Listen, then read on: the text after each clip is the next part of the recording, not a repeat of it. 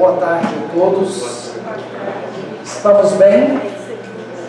Foi uma pergunta, viu? Exige a resposta. Está bem? Sim. Feriado no sábado, né?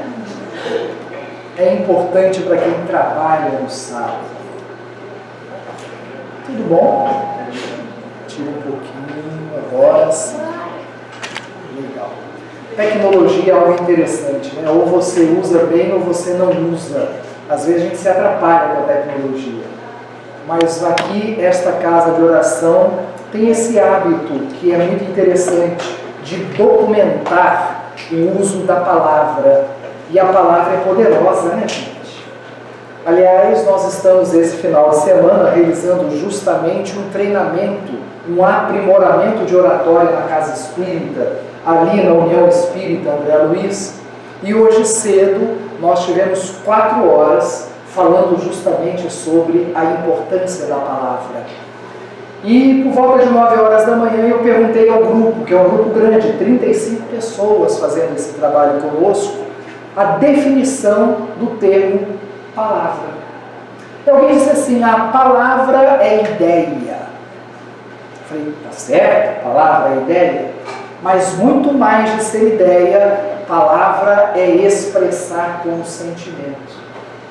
A palavra é expressão com sentimento. A palavra tem a capacidade de erguer o ideal, mas ela também pode arrefecer os sonhos. Basta simplesmente a maneira como nós a utilizamos. E é importante que comecemos o nosso diálogo nessa tarde e noite falando da palavra, porque quantas vezes nós precisamos de ouvir alguma coisa? Quantas vezes, principalmente no momento de angústia ou de desespero, nós queremos uma palavra que consola? Quantas vezes, no momento de angústia e desespero, a palavra que pronunciamos é aquela que fala da dor? A doutrina espírita tem como instrumento principal da sua divulgação a palavra escrita e a palavra dita. E é o uso da palavra que nos lembra Jesus, quando diz aos seus discípulos: ide e avisai que está próximo o reino dos céus. Mas também é a palavra que nos faz lembrar do Espírito da verdade a dizer: ide e pregai. Esse é o compromisso da doutrina espírita: ir e pregar. Mas pregar o quê? Falar sobre o quê? Qual é a nossa verdade? Quais são os nossos conceitos? O que nós iríamos falar para as pessoas, em especial nessa época em que as coisas estão muito conturbadas? O que dizer para aquele que perde um ente querido? O que dizer para uma mãe que recebe o diagnóstico de um filho com um mal muito grave? O que dizer para a pessoa em desespero? O que dizer para aquele que está sem norte, sem rumo, sem sonho? Qual é a palavra que você, espírita, diria, por exemplo, para alguém que perdeu um ente querido, sem esperar que isso pudesse acontecer? A doutrina espírita é o Consolador prometido, pois diz Jesus: não vos preocupais, pois eu rogarei ao Pai e ele vos enviará o Consolador prometido, aquele que falará daquilo que eu não pude dizer. Então é sim a doutrina espírita esse Consolador. Ela veio para dividir a história da humanidade da mesma maneira que Jesus, pois a história da humanidade é dividida antes do Cristo e depois do Cristo. Na modernidade ela é dividida antes da doutrina dos Espíritos e depois da doutrina dos Espíritos. Nós somos espíritas, todos que aqui estamos. Mesmo aqueles que dizem assim: eu só sou simpatizante. Não, é espírita também. Por definição de Kardec, reconhece-se o verdadeiro espírita pela sua transformação moral e pelos esforços que emprega para domar as suas más inclinações. Espírita é todo aquele que se transformou moralmente e também aquele que está utilizando os seus esforços para se melhorar. Então nós somos espíritas. E em sendo espíritas, nós somos arautos. O termo arauto é interessante. Arauto é aquele que fala antecipadamente de algo que vai acontecer. É quase um profeta. Nós somos profetas. Profetas da boa nova. Profetas da consolação. E é com essa filosofia de sermos arautos e profetas da nova consolação que temos que assumir posturas. O assumir posturas é pensar qual é o nosso papel ante a doutrina dos Espíritos. Qual é o nosso papel ante esse instrumento que Deus deu para a humanidade para transformar a própria humanidade? O que queremos com essa doutrina? Para que estamos nela e com ela?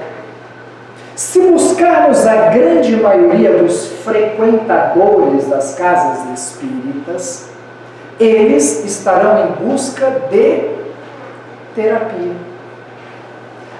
Eu hoje vou no centro porque eu preciso tomar passe. Hoje eu vou no centro porque eu estou carregado.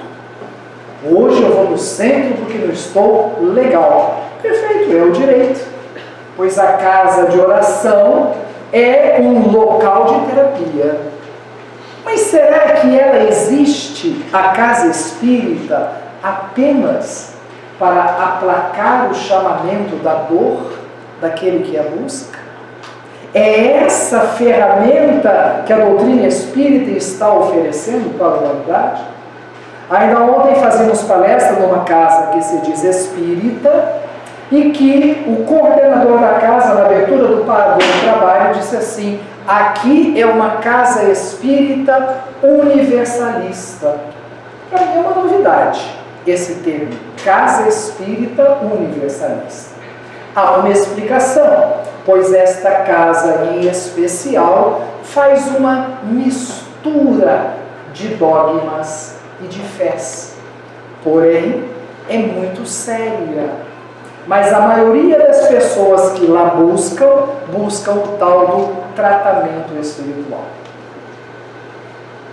Nós estamos na doutrina dos espíritos, na casa espírita, também na condição de buscar tratamento para nós?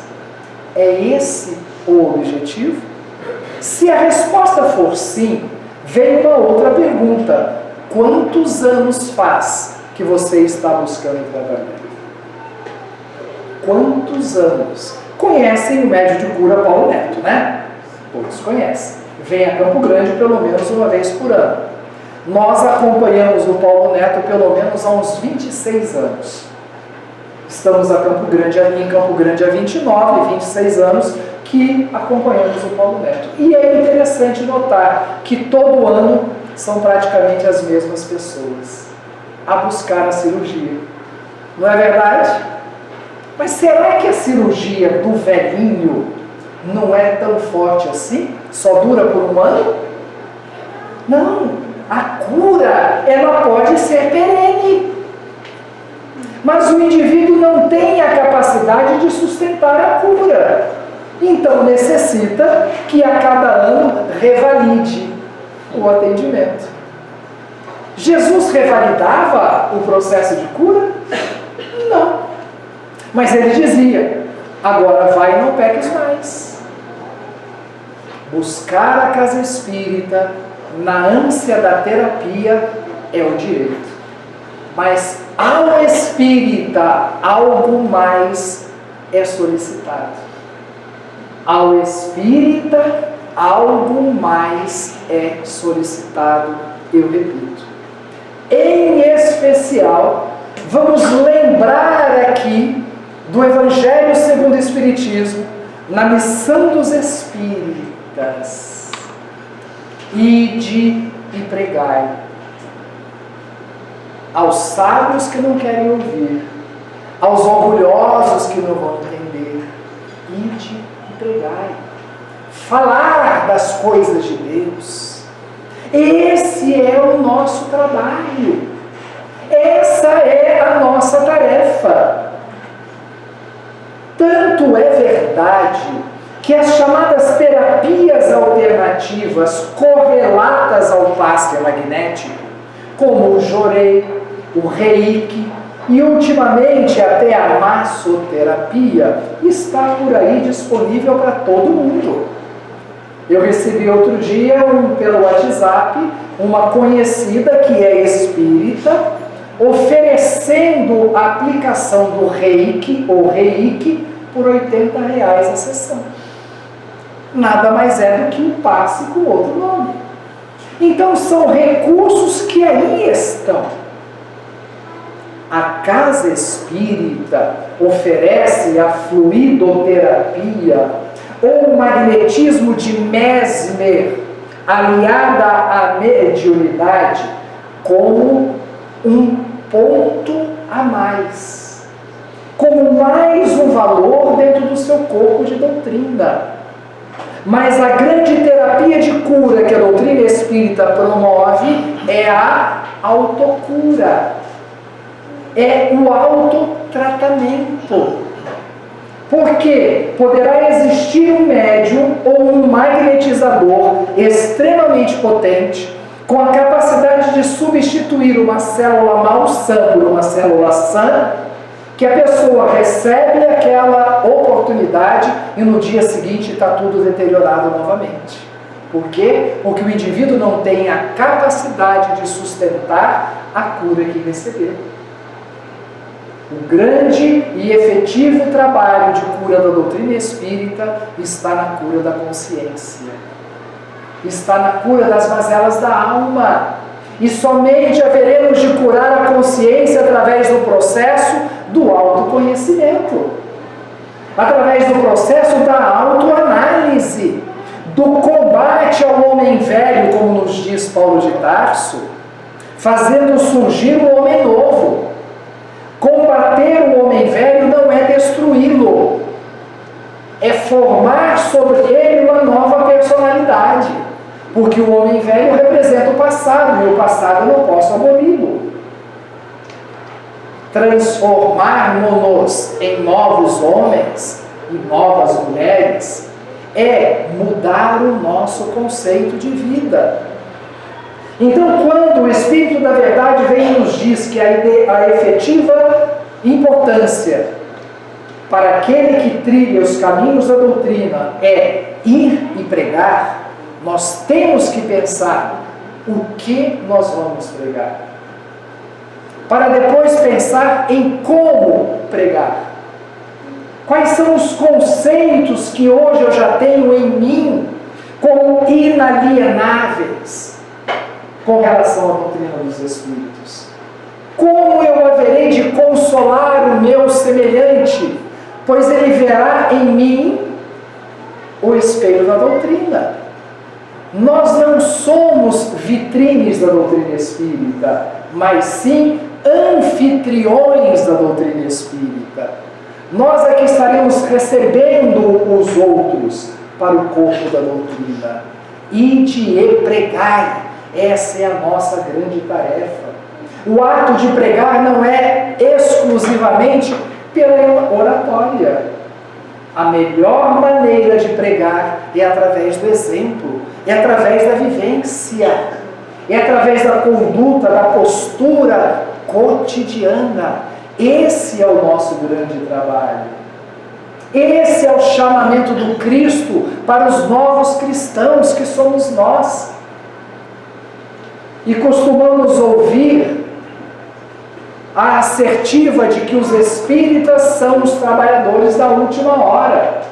Que sejamos, mas o que o Cristo espera do trabalhador da última hora é que cumpra com o seu compromisso. Não importa que o tempo seja reduzido, é importante que faça. E a nossa tarefa, eu repito, é uma só: ir e pregar. Jesus dizia: por onde passares, avisais que está próximo o reino dos céus. No livro Obras Póstumas, no capítulo chamado Regeneração da Humanidade, o Espírito da Verdade, no ano de 1864, diz assim: já não vos digo como outrora, os tempos estão próximos. Eu vos digo, os tempos são chegados. Tempos de transformação. Nesse mesmo texto diz o Espírito da Verdade: desde já acontece uma migração em massa de bons espíritos que aqui acorrem. A transformação moral do planeta está em curso. Aqueles que não se identificarem com o novo perfil moral do planeta, aqui não mais estarão. Está lá no livro Obras Póstumas. Busca lá Regeneração da Humanidade. Então é interessante observarmos que, segundo o Espírito da Verdade, os tempos chegaram. É um tempo de transformação. É um tempo de reciclagem dos espíritos. Muitos indo embora, outros aqui chegando. Mas para que toda essa massa de espíritos ligados ao planeta Terra esteja na sintonia ou na condição do chamado mundo feliz ou de um mundo ditoso, é necessário que toda essa humanidade mude a sua maneira de viver. E a maneira de viver que precisa ser mudada é mudar o materialismo e transformá-lo em espiritualismo. O grande combate da doutrina espírita é contra o materialismo, para fazer valer as coisas do Espírito. Então, o ide e pregai é falar para a humanidade que a matéria é importante, mas não é imprescindível. O ir e pregar é falar para a humanidade que ninguém pode servir a dois senhores, pois será fiel a um e infiel ao outro. Pregar a doutrina espírita é consolar aquele que sofre e dizer a ele: existe amanhã. E o amanhã é infinitamente melhor do que agora.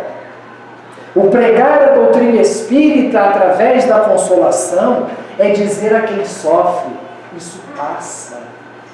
Pregar a doutrina espírita não é sairmos para todos os lugares e falar de reencarnação, pois nem todos os ouvidos estão preparados nesse momento para ouvir falar de reencarnação.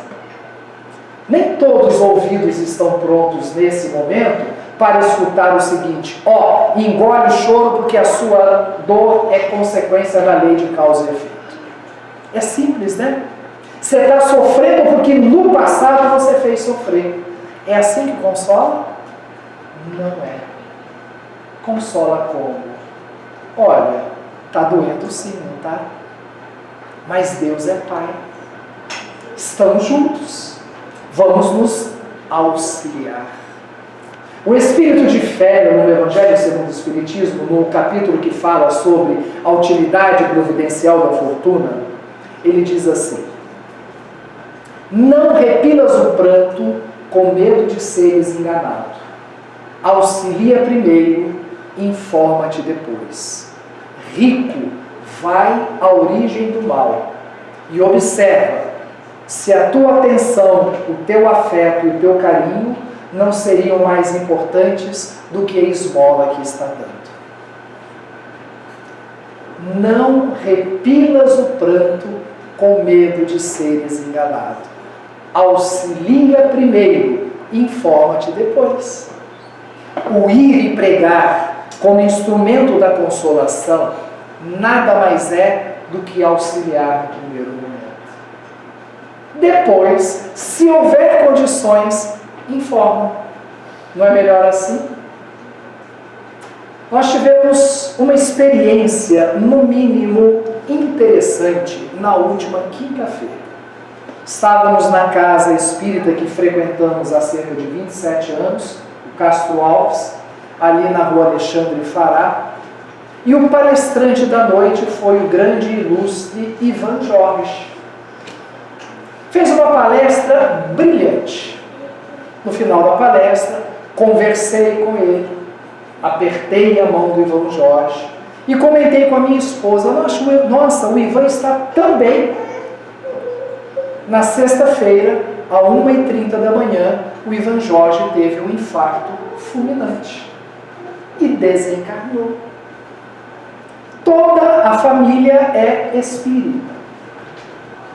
O velório estava repleto de espíritas, mas a dor da família que ali estava, mesmo em sendo espírita, era profunda.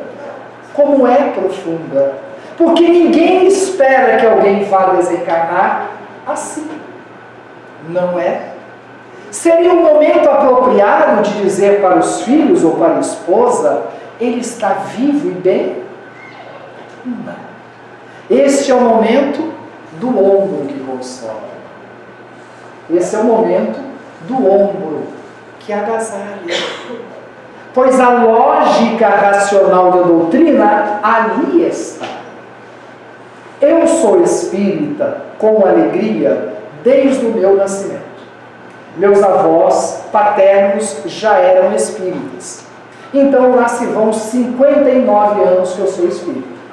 É um bom tempo, né? Acho que sim.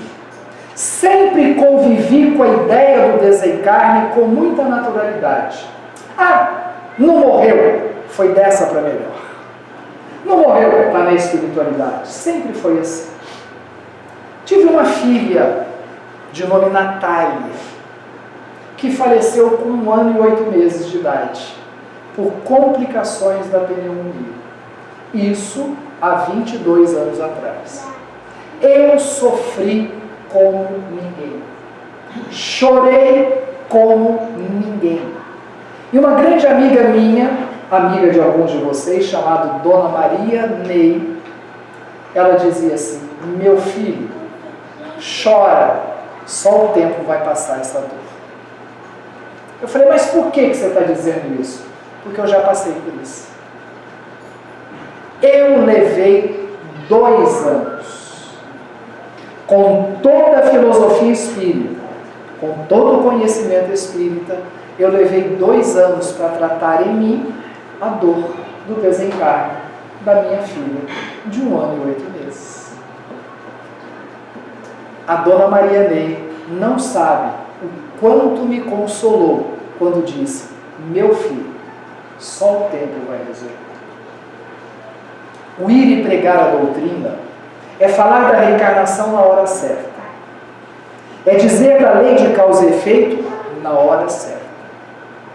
É curar através do magnetismo aliado à espiritualidade, sem precisar impor as mãos, sem que a outra pessoa saiba. O que eu estou dizendo está lá no livro A Gênese. É o Espírito da Verdade a dizer: há pessoas que têm a capacidade de curar pelo olhar, pela palavra, pela simples vontade. Mas a grande terapia da doutrina é esclarecer. Mas há momento certo para tal. E a maneira mais objetiva de esclarecermos aos outros sobre a assertividade da doutrina é a vivência da própria doutrina. A melhor maneira de expor a doutrina é o exemplo da vivência doutrinária no cotidiano. Por isso, quando Jesus diz: ide e pregai e avisai que está próximo o reino dos céus, é dizer para cada um de nós: viva na conformidade dos meus princípios. Pois diz Jesus: se me amais, guardai os meus mandamentos. E a doutrina espírita, na condição do Consolador prometido, é o Evangelho redivivo. E como nos diz Bezerra de Menezes, Perdoe-me a falha, se não é de Bezerra, é de Emmanuel. Jesus é a porta, Kardec é a chave. E somente a doutrina espírita abre essa porta que é repleta de aprendizados para o ser humano. Que Jesus nos abençoe, nos ilumine, nos proteja, nos fortaleça e faz parte do pacote fazer a prece também, né? Tá bom. Isso a gente cobra a parte, né? Então vamos elevar os nossos pensamentos a Deus, nosso Pai, aos amigos da espiritualidade, buscando a oração. Pai amado, gratidão pelo dia de hoje, Senhor. Gratidão, Senhor, pela vida que temos. Gratidão, Senhor, por termos a capacidade de raciocinar e de sentir a beleza da doutrina que nos consola e nos fortalece. Obrigado, Jesus, pela oportunidade de estarmos nesta casa de oração, nesta tarde e noite. Obrigado, Jesus, por tudo que nos oferece na nossa vida. Te pedimos, Senhor, se nos permitir,